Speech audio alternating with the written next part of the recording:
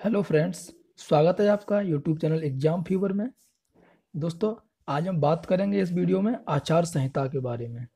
तो क्या होती है आचार संहिता और यह कब लागू होती है, कौन से नियम बदल जाते हैं जब आचार संहिता लागू होती है, और उस समय जो सरकार होती है वो किसके हाथ में रहती है या सरकार नहीं रहती है। तो इन सब बातों के बारे में हम बात करेंगे इस वीडियो में।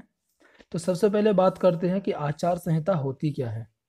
तो जब कभी भी दोस्तों हमारे देश में या किसी भी राज्य में जब चुनाव होता है, जो आम चुनाव होते हैं, तो उस समय चुनाव आयोग चुनाव तिथि की जैसे ही घोषणा करता है, तो घोषणा करने के साथ ही आचार संहिता या यूं कह लीजिए आदर्श आचार संहिता लागू हो जाती है उस जगह पर जहां पर चुनाव होने वाले होते हैं।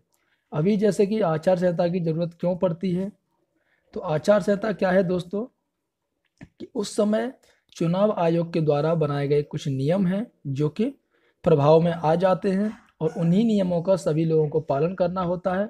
और ऐसे नियम इसलिए बनाए जाते हैं क्योंकि जो चुनाव है वह ईमानदारी के साथ कराया जा सके, और जिससे कि जो भारत की जनता है उसे चुनाव के रिजल्ट पर भरोसा रहे।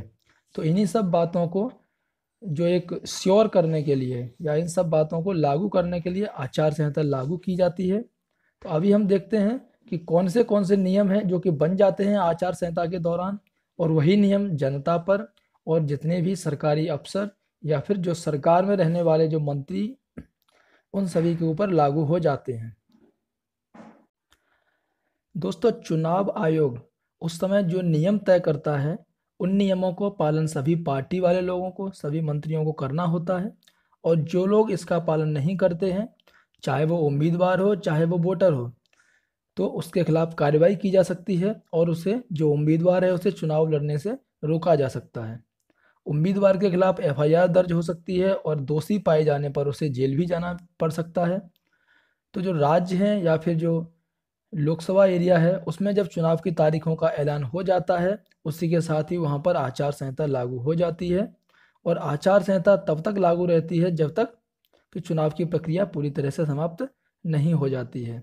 जो सरकारी कर्मचारी हैं वह चुनाव प्रक्रिया पूरी होने तक निर्वाचन आयोग के कर्मचारी बन जाते हैं, और वे आयोग के जो अंडर रहकर ही उसके जो इंस्ट्रक्शन रहते हैं उसी के हिसाब से काम करते हैं।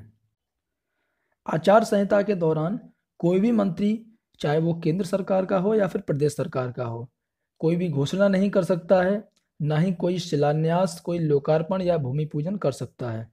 और सरकारी खर्च से ऐसे आयोजन नहीं होंगे जिससे कि किसी भी दल को लाभ पहुंचता हो।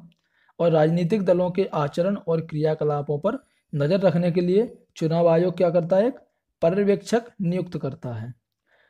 और ऐसे बहुत सारे नियम हैं जो मैं आपको कुछ नियम से अवगत कराता हूं जो कि चुनाव आयोग आचार संहिता के दौरान लागू करता है, कि कोई भी दल ऐसा काम ना करे जिससे जातियों और धार्मिक, भाषाई या समुदायों के बीच मतभेद या घृणा फैले। राजनीतिक दलों की आलोचना कार्यक्रम व नीतियों तथा तक ही सीमित हों और वह व्यक्तिगत नहीं होनी चाहिए। धार्मिक स्थानों का उपयोग चुनाव प्रचार के मंच के रूप में नहीं किया जाना चाहिए। और वोट पाने के लिए जो भ्रष्ट आचरण का उपयोग नहीं करना चाहिए, जैसे कि रिश्वत देना हुआ, मतदाताओं को परेशान करना, यह सब कुछ उस समय बंद हो जाता है। और किसी की अनुमति के बिना उसकी दीवार, उसके अहाते या उसकी भूमि का उपयोग नहीं कर सकते हैं आचार संहिता के दौरान। और किसी भी पार्टी की सभा या जुलूस हो, उसमें बाधा नहीं डालनी है। और राजनीतिक दल ऐसी कोई भी अपील जारी नहीं कर सकते हैं जिससे किसी की धार्मिक या फिर जातीय भावनाएं आहत होती हैं। तो ये सभी नियम हैं जो कि आचार संहिता के दौरान लागू होते हैं। और भी राजनीतिक सभाओं के लिए बहुत सारे नियम हैं कि आचार संहिता के दौरान जो राजनीतिक सभाएं होती हैं उनमें क्या क्या नियम लागू होते हैं। जब उस एरिया में आचार संहिता लागू हो चुकी है, तो उस एरिया में जब भी कोई सभा होती है, जैसे कि कोई राजनीतिक पार्टी सभा करती है, तो वहाँ पर स्थान और समय की सूचना है वो पहले से पुलिस अधिकारियों को दे दी जानी चाहिए। और कोई भी पार्टी है या उसका कैंडिडेट है वह पहले से ही वह सुनिश्चित कर ले कि जो स्थान उन्होंने चुना है वहाँ पर जो निषेधाज्ञा है, यानी कि जो ये आचार संहिता है वह लागू तो नहीं है, तो उस जगह को देख करके, यानी कि कोई भी निषेधाज्ञा, जैसे कि वहाँ पर लाउड स्पीकर नहीं बजाना है या वहाँ पर सभा नहीं करनी है, तो वहाँ पर नहीं कर सकते हैं। और जो लाउड स्पीकर है उसके उपयोग की अनुमति पहले से ही लेनी होगी, और सभा के जो आयोजक हैं वो विघ्न डालने वालों से निपटने के लिए पुलिस की सहायता ले सकते हैं। तो इन सब चीज़ों का शुरुआत हो जाती है आचार संहिता के दौरान। और जो जुलूस निकालती है राजनीतिक पार्टी, उनमें भी बहुत सारे नियम आ जाते हैं, जैसे कि राजनीतिक दलों का एक ही दिन एक ही रास्ते से जुलूस निकालने का प्रस्ताव हो तो समय को लेकर पहले से बात करनी चाहिए। और मतदान देने के लिए भी बहुत सारे ऐसे नियम आ जाते हैं, जैसे कि जो अधिकृत कार्यकर्ता हैं उनके बिल्ले या पहचान का पत्र दे देना चाहिए। और मतदाताओं को दी जाने वाली जो पर्ची है, आजकल तो पर्ची नहीं चलती है देखा जाए तो, ओनली वोटिंग है, तो वो वोटिंग से पहले जो वोटर कार्ड है वह सब अपने हिसाब से जो वोटर अधिकारी हैं उनको जांच करवा देनी चाहिए। और मतदान के दिन और इसके पहले 24 घंटे पहले किसी को भी शराब वगैरह वितरित ना हो उस एरिया में देखना चाहिए। जिस दिन से दोस्तों आचार संहिता लागू हो जाती है उसी दिन से जो भी होर्डिंग्स बैनर्स ये लगे होते हैं वो हटा दिए जाते हैं या फिर उनको ब्लैक कर दिया जाता है।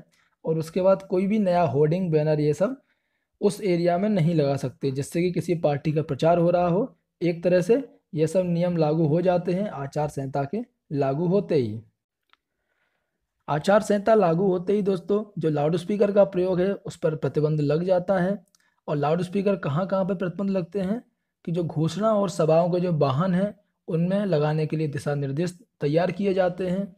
और उसके मुताबिक जो ग्रामीण क्षेत्र है उनमें सुबह 6 से लेकर रात 11 बजे तक, और जो शहरी क्षेत्र है उनमें 6 बजे से लेकर के रात 10 बजे तक ही लाउड स्पीकर का उपयोग कर सकते हैं। दोस्तों आचार संहिता को देश में लगाने का या फिर जिस राज्य में चुनाव होता है उसमें लगाने का सबसे बड़ा उद्देश्य यही होता है कि चुनाव निष्पक्ष रूप से, अहिंसक रूप से और पूरी ईमानदारी के साथ संपन्न कराए जाएं। चाहे वह चुनाव भारत के किसी भी हिस्से में हो, वहाँ पर जो पुलिस प्रशासन है, वहाँ पर जो फौज, जो सशस्त्र बल होते हैं उनको किसी भी प्रकार की असुविधा ना हो। और वहाँ पर जो जन सामान्य होता है, जो वहाँ के सिविलियंस लोग होते हैं, वह लोग जैसे सरकार पहले चल रही थी उसी तरह फिर से काम कर सकें और कोई भी डिस्टर्बेंस ना हो, कोई भी ऐसी प्रक्रिया ना हो जिससे कि चुनाव के समय माहौल खराब किया जा सके। तो जो आचार संहिता है वह लगाने का चुनाव आयोग का सबसे बड़ा यही एक मकसद होता है कि जिससे नए नए नियम लगने से कोई भी सत्ताधारी पार्टी या कोई भी विपक्षी पार्टी या कोई भी ऐसा उम्मीदवार जो कि क्राइम के फील्ड से या कोई ऐसा काम करता है तो वह अपने जो मंसूबे हैं उनको साबित ना कर पाए और उनको उनके द्वारा जो चुनाव प्रक्रिया है इसको बिल्कुल भी बाधित ना कर पाए।